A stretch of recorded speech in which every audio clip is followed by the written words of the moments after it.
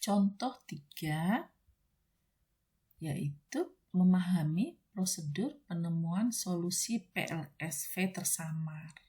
Tersamar maksudnya ini adalah persamaannya seolah-olah bukan persamaan linear, tetapi dalam prosesnya nanti untuk penyelesaiannya itu merupakan penyelesaian persamaan linear satu variabel. Nah, mari kita masuk ke soalnya.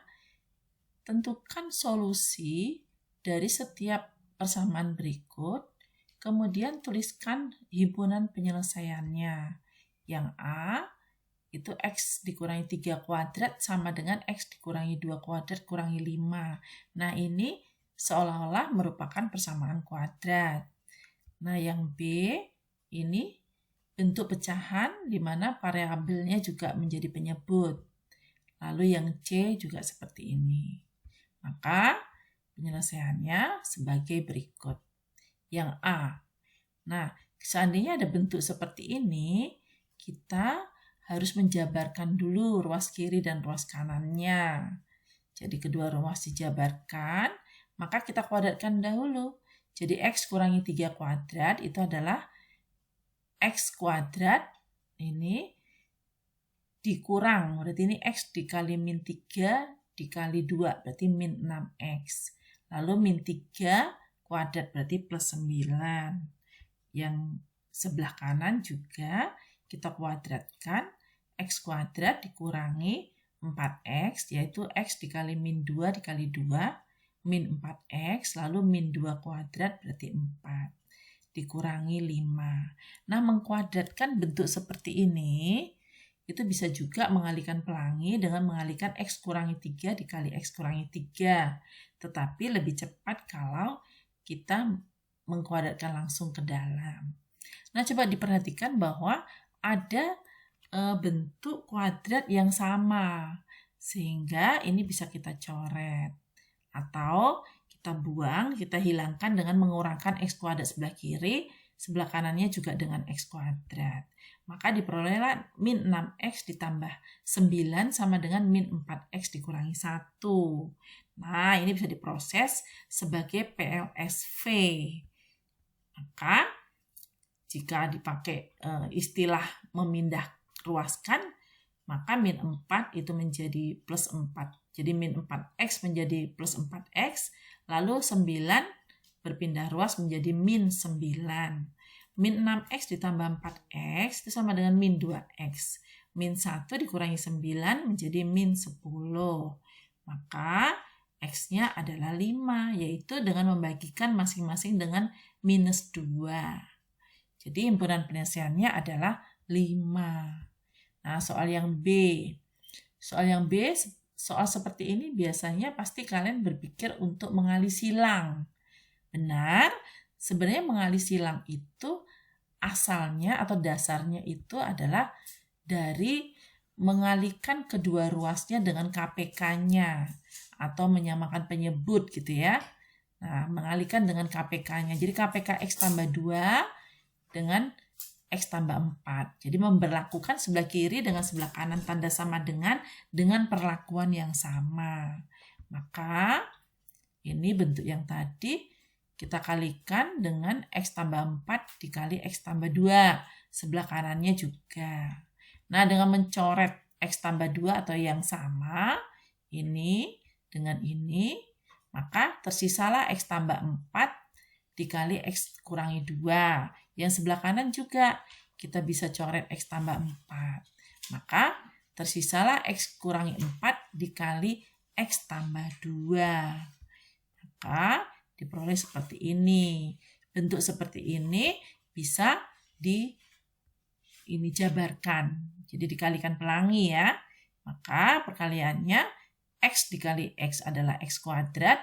4X dikurangi 2X. Berarti 2X.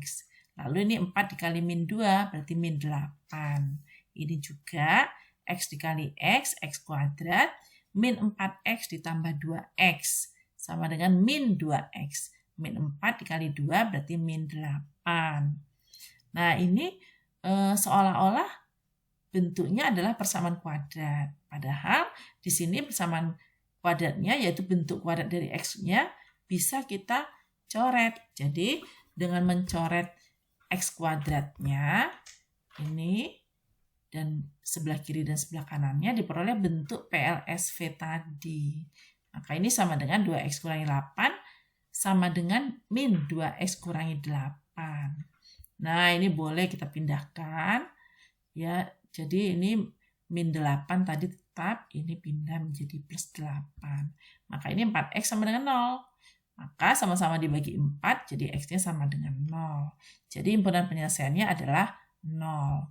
Nah, soal yang C. Sama bentuk tadi, kita bisa kali silang atau dasarnya adalah dengan mengalihkan kedua ruasnya dengan X tambah 2 dan X tambah 1 ini ya. X tambah 2 dengan X dikali X tambah 1. Jadi setiap sisi kita kalikan dengan itu. Jadi sebelah kiri dikalikan X tambah 2 dikali X tambah 1, sebelah kanan juga. Maka dengan mencoret yang sudah sama, yaitu X tambah 2 dengan X tambah 2, diperolehlah 3X tambah 1 dikali X tambah 1. Demikian juga yang sebelah kanan.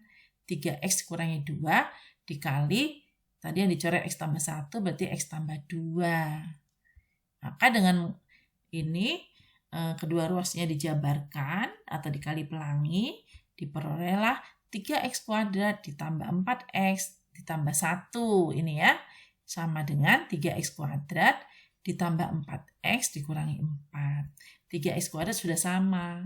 Ini boleh dikurangkan sehingga diperolehlah 4X tambah 1 sama dengan 4X kurang 4. Nah, kita proses secara aljabar. Misalnya kita kurangi semua dengan 4X, atau ini sudah sama, ada yang sama 4X. Jadi kurangi 4X semua, maka tinggallah 1 sama dengan min 4. Ini salah, ini tidak ada variabel yang mau dicari. Maka X-nya tidak ada. Atau himpunan penyelesaiannya adalah 0 atau 0. Nah, kita masuk contoh 4. Contoh 4 sama, masih dengan tersamar, yaitu di sini penyebutnya itu berbentuk kuadrat. Penyebutnya. Nah, soalnya ini A dan B-nya seperti ini. Nah, kalau menemukan soal seperti ini, penyelesaiannya bagaimana? Nah, itu yang A. Masih sama. Yang A itu karena ini adalah pengurangan, berarti ini menyamakan penyebut. Maka setiap sukunya kalikan dengan X kurangi 3 dikali X tambah 3. X dikurangi 3 dikali X tambah 3 itu kan sama dengan X kuadrat kurangi 9. Maka bisa dikalikan dengan X kurangi 3 dikali X tambah 3 atau X kuadrat dikurangi 9. Jadi setiap sukunya dikalikan. Maka suku pertama kita kalikan dengan X kurangi 3 dikali X tambah 3. Lalu suku kedua dikali X kurangi 3 dikali X tambah 3. Suku sebelah kanan dari tanda sama dengan sebaiknya kita kalikan dengan X kuadrat dikurangi 9.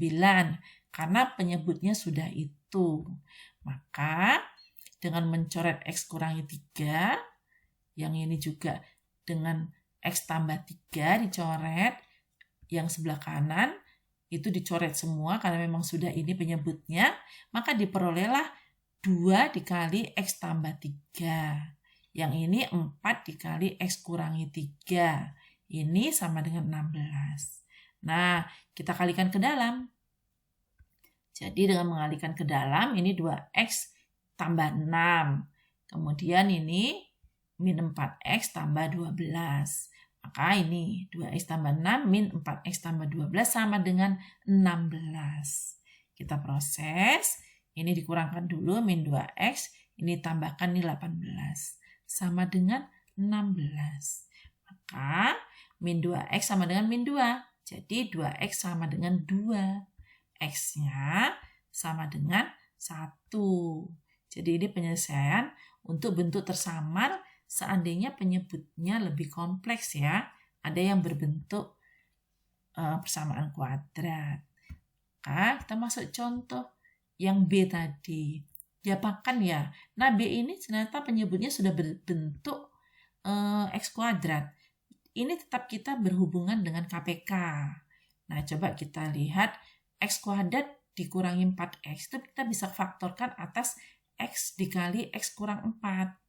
Kemudian, misalnya ini dulu yang paling sederhana, 2X kuadrat ditambah 3X. Itu kita bisa faktorkan atas X dikali 2X tambah 3. Kemudian, 2X kuadrat dikurangi 5X dikurangi 12, kita faktorkan atas X kurangi 4 dikali 2X tambah 3. Coba perhatikan, ini ada unsur yang sama.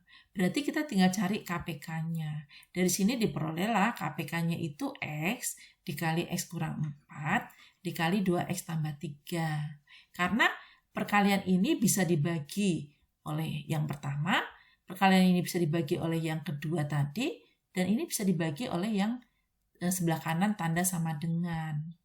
Maka kita coba kalikan. Jadi ini tadi step suku saya buat jarak seperti ini untuk mengisi perkaliannya. Jadi 3 per X dikali X kurangi 4 dikalikan dengan ini tadi semua. Ini juga, yang sebelah kanan juga. Maka yang sudah sama kita coret. Ternyata ini X kan sama. Kemudian X pangkat 4 juga, X kurangi 4 sama, X kurangi 4. Yang ini ada yang sama yaitu X kurangi 4. Ini ya. Lalu ini 2X tambah 3 sama. Berarti ini tinggal kita coret di sini. Yang ini juga. Ini ya, ini X-nya. Lalu X-nya dicoret. Kemudian X tambah 3, 2X tambah 3 coret. 2X tambah 3. Maka diperolehlah ini 3 dikali 2X tambah 3. Ini berarti 2 dikali X menjadi 2X sama dengan 9 dikali X dikurangi 4. Dengan mengalihkan ke dalam diperolehlah 6X tambah 9 dikurangi 2X. Kemudian ini juga 9X dikurangi 36. Maka 4X tambah 9, 6X dikurangi 2X. Sama dengan 9X kurangi 36.